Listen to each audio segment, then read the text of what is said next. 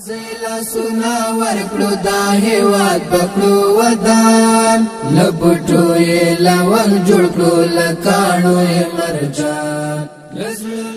د پوهنې له ډګره لنډ او دقیق خبرونه ورځ چهارشنبه د 1445 قمري کال د ذوالقعدې میاشتې شپږمه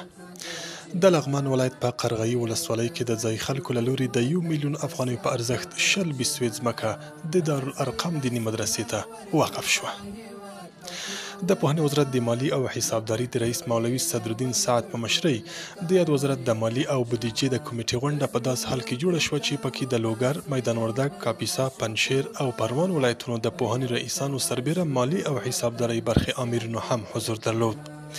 د غونډې ګډونوالو د خپلو ولایتونو د بودیجې، مالی تدارکاتو او نورو موضوعاتو په اړه نظرونه تبادله او په پای کې لازمې پریکړې وشوې. د پوهنې وزارت د اسلامي زده کړو معین الحاج مولوي کرام الله اخوندزاده په مشرۍ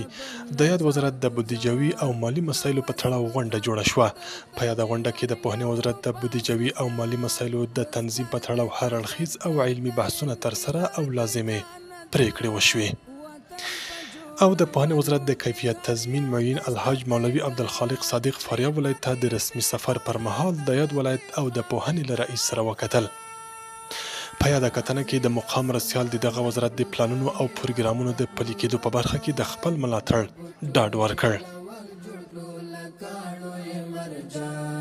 لزړونو کرکا وباسو یو بل شو قربان په یو ټغر شو ټول وطن بسیال